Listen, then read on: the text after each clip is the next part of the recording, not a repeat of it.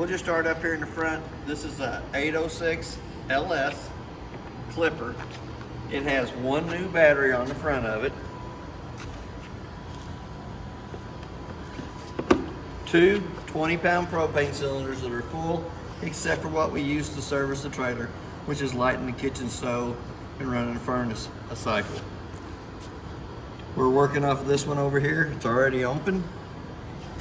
The cord can come off of that one over to this one when that tank happens to run out. It's not an auto changeover regulator, it's an even flow. So when that bottle would happen to run out, all you have to do is take and put your hose over to this one, work off of it, while you take that one to town and have it refilled. It has a jack for cranking it up and on off the vehicle. We're going to start down this side here. We're going to take the top lock, loosen it up. It has the 4 BLs on all 4 corners. Come back to the second lock, unlock it. Go around to the door side. This is the only one that's different than the rest. It is fixed for a padlock, so you can lock it up, put a padlock on it so nobody can get into your unit. And we're going to loosen the 4th one. It's very important to make sure that all 4 locks are down before you start cranking it up, because it will pull the locks off the side of the unit. Square tube handle, it's going to be just inside the door. We're going to take it, come up to the square tube on the front, stick it in place, then we're going to crank it up about a third of the way.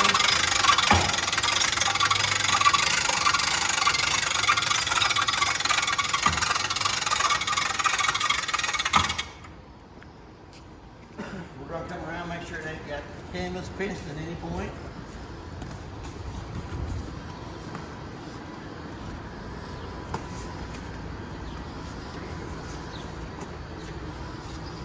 It does have the green cable to show you when it's fully extended up. So we're going to crank it up some more.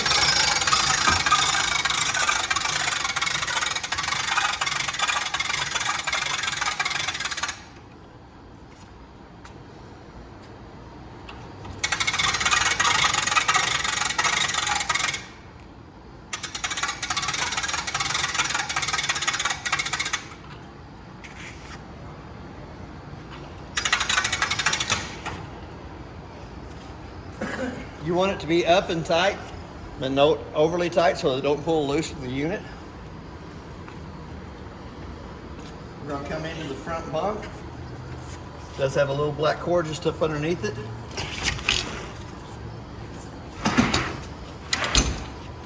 Slide it so it clicks into place. It's going to come right up underneath the mattress. Goes into the slot on the front of the A-frame. So the connection underneath the bunk.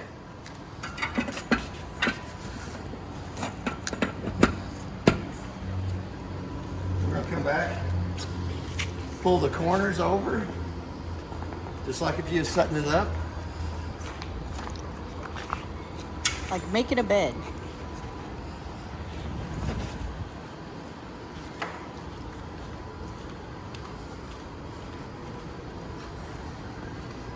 It's always good to have your BLs down so that it's stable. Black nylon cord to the back bunk. Kind of lift up on it, pull it out. Clicks into place.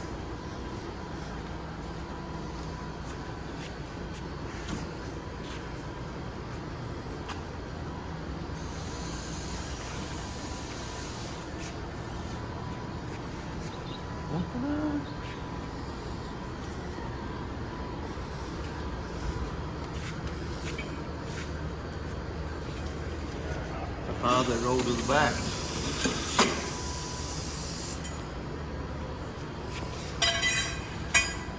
It's going to come to 2 center supports.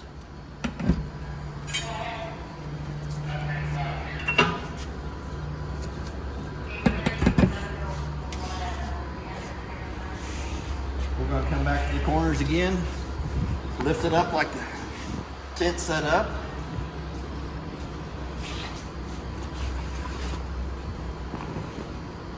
Ta-da.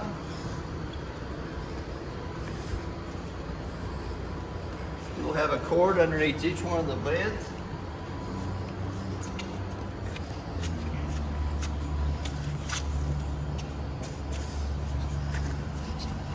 We'll bring it over, hook it to the eyelet on this side, and then we'll stuff it to the Velcro strap underneath.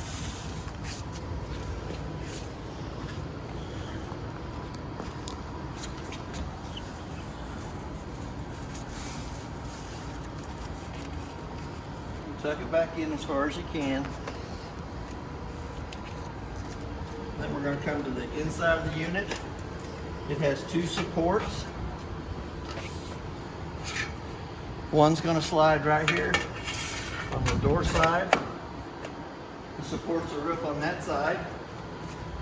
This will come to the opposite side.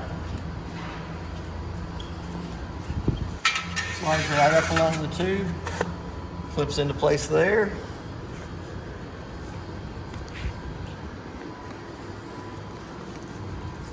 We're going to find our cord for this side over here.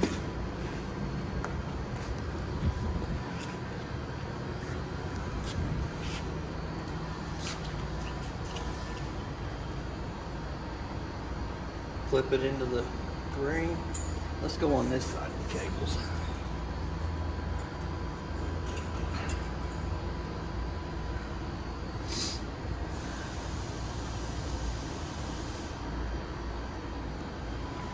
Then we'll Velcro it right up to the bottom.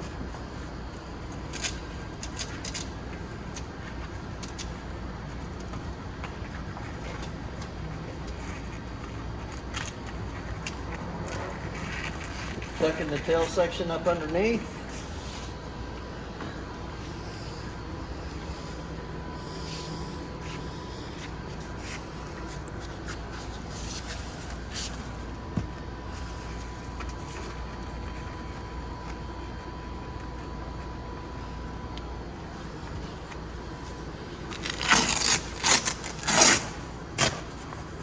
Then we're going to come back, un-Velcro it from itself.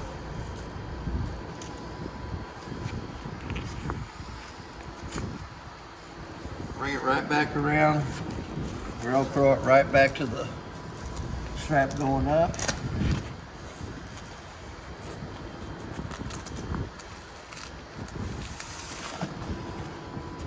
Tighten the bars.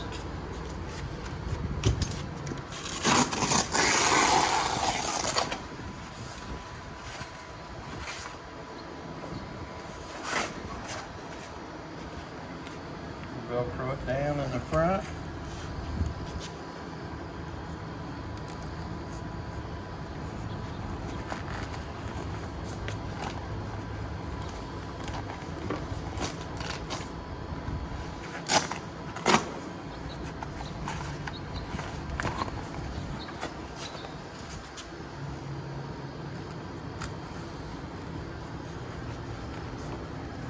Velcro it right back in place.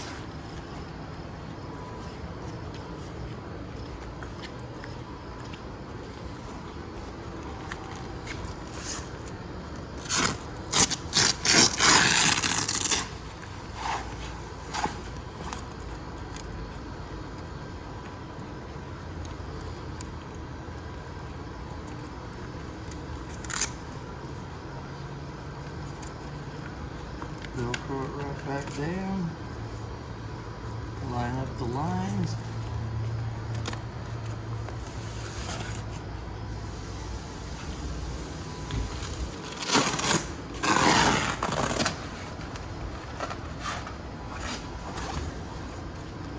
Zippers down.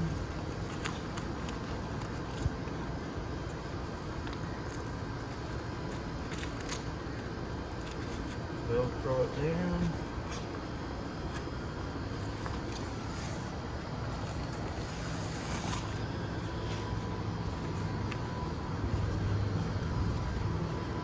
We're going to come back around to the front side. It is prepped for a solar panel. If you wanted to buy the little solar panel that sits out beside the unit, that will recharge the battery on the front of the unit only. The next connection up is the outside of the furnace. It's going to suck cold air in the bottom, hot air out the top. I always suggest putting a mud dauber screen over the outside of the furnace for the simple fact. The mud dauber screen is less than 20 bucks. It's $145 an hour for every hour that we have to take the furnace out to clean the mud daubers out. So that's a really good well investment. We're going to lift up on the steps. 2 keys for the front door.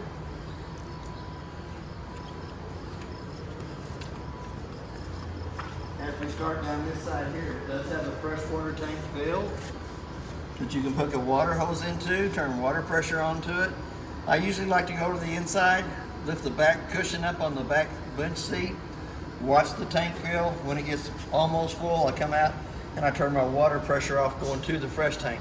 It does not have a monitoring system on the inside that tells you when it's full, so you actually have to visually look at it to make sure that it's full before you shut the water pressure off to it. It does have a 30 amp power cord, 25 foot long, just plugged into a 30 amp service. It also has a city water connector in the back that you can hook to with a water hose and regulator and never have to fill the tank on it. But the bottom one is for the kitchen sink to drain out. This cap has to be off for the kitchen sink to drain water from the inside to the outside. We're going to go into the back side of the refrigerator, turn the little 2 tabs at the bottom, pulls it loose. The refrigerator works 3 ways. 12 volt, and it's marked up here at the top. 110, which is your green switch. And it also has a propane side to it. It's pretty simple on that. You want to dial your thermostat up, turn it to where it says highlight position, hold down on the button, using the red striker in behind it to light it. Once it's lit, let it burn for about a minute, then you can pop it up. I always try to run it on the highest setting. If it gets to where it's freezing your milk on the inside, you might want to turn it to where it says medium, but I like to light it and turn it on the high position first. Just go ahead and let it run till it gets cold on the inside. 9 times out of 10, if you're at a state park, you're plugged into the 110 line anyhow, so I would just run it on the green switch, which is the 110 side of it. Just flip it up to that side there. So we're going to slide this back on. Turn the 2 little tabs. We're going to go back around to the front door.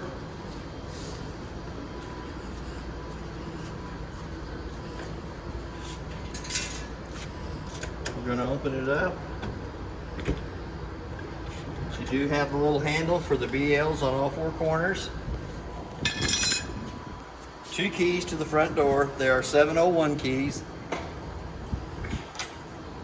We're going to come back to the front door.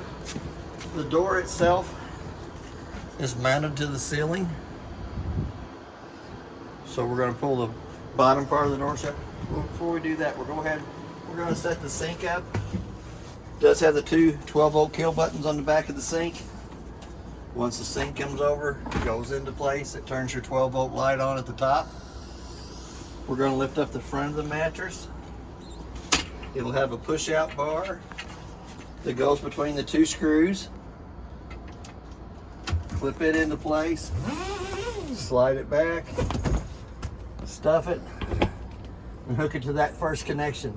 Now there's 3 connections on that there. Once the canvas gets a little bit older, stretched a little bit more, you can come into the second one. The older the canvas gets, the more you can stretch it. We're going to come back to the front side, do the same thing up here. Now the white bar does have a screw on it. I like to try to keep the screw going down towards the mattress so that it doesn't rub on the canvas when you push it out. Slide it out, come back up to the second connection there. I'll have you step out of the back. We're going to shut the front door, close it into place. We're going to come to the back of the door. It is strapped to the ceiling. So we're going to bring it down.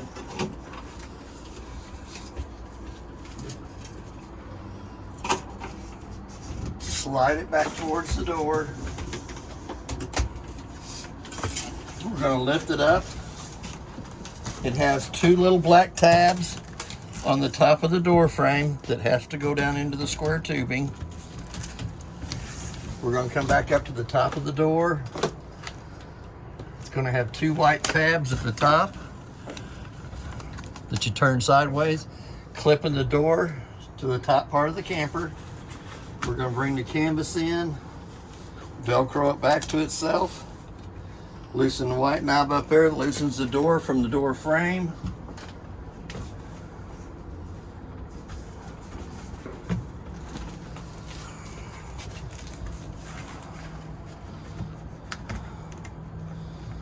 Slide that up and down, pull this canvas a little tighter, Velcroed it.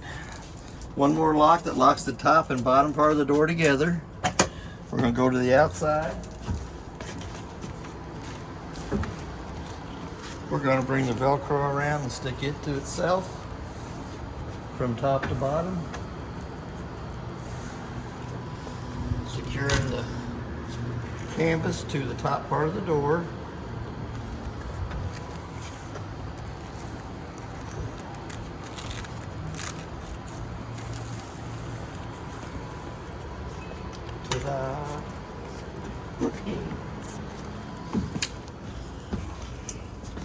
It has a pretty good sized storage cabinet at the front that does have the spare tire cover in it. It has a working fire extinguisher. Another pretty good sized storage compartment.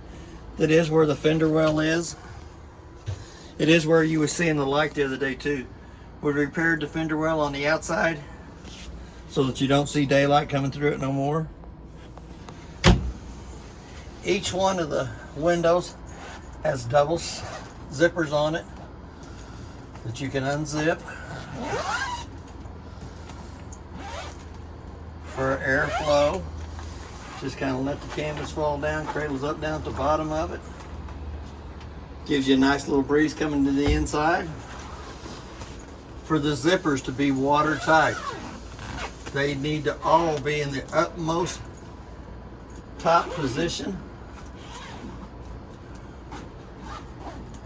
Because when they're all the way up here, they still got 1.5 inches of lip on the outside that keeps water from coming in. Your two curtains on either side got a little cord, folds, lets that fall down for privacy on the inside. The same way with your bunks, canvas ends on the windows in the back. The higher position that they're in keeps them water safe. Got a little vented area on all three of the benches.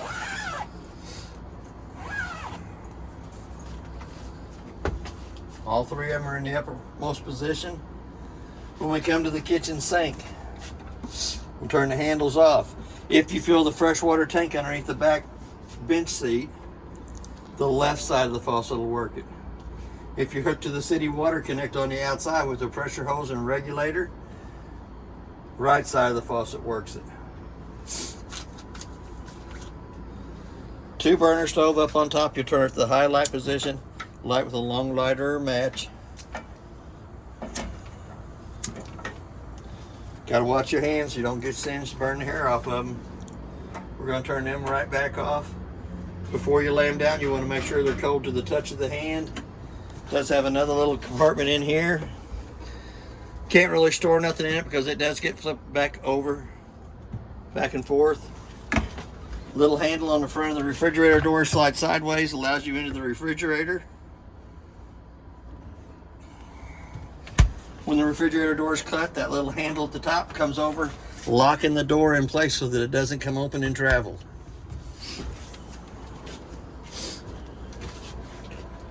Does have a working LP, carbon monoxide detector.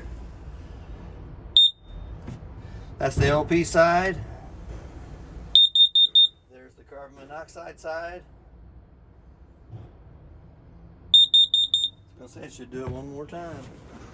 We're going to take the 2 back cushions up off the table. We're going to slide this one over. We're going to open this up. Shows you the water pump.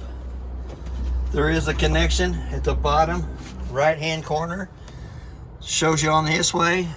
Close it off to fill. Turn it towards the back to drain.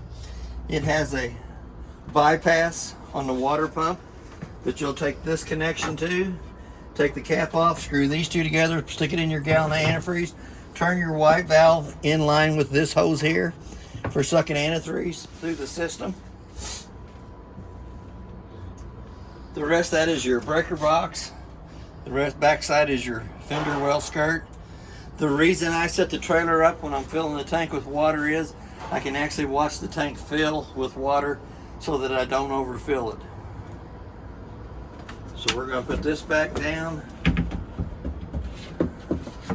We're going to grab that black wire, stick it in the little slot on that side there. We're going to slide this cushion to the back.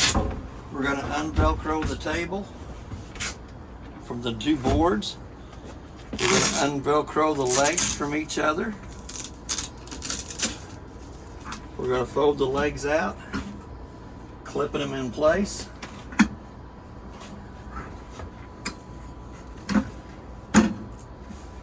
Then we got a table that'll go down in between the two benches. Very nice. The two backs, you have a hard back on them. The hard back will go towards the back on both sides, so you can seat four comfortably at the kitchen table. We have two 110 outlets in the unit, one by the front bunk,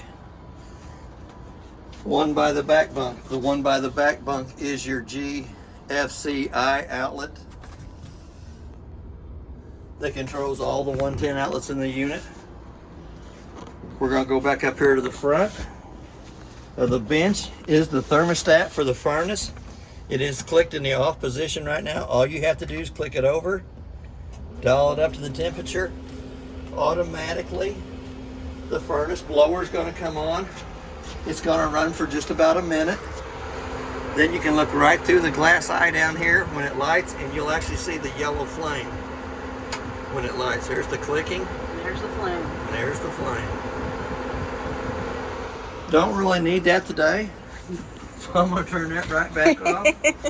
The flame's going to go out, but since it thinks it's lit itself, that fan can run anywhere from 5 to 7 minutes before it shuts off, because it wants to cool the burn chamber back down before it shuts itself off. So we're going to come back up to the air conditioner, which we do need today.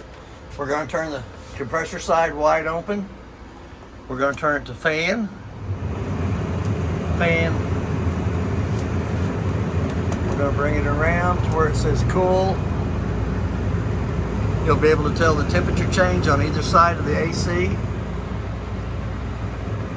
It says it's got a heat up strip in it, but I don't think it has the strip in it. I think it's prepped for it.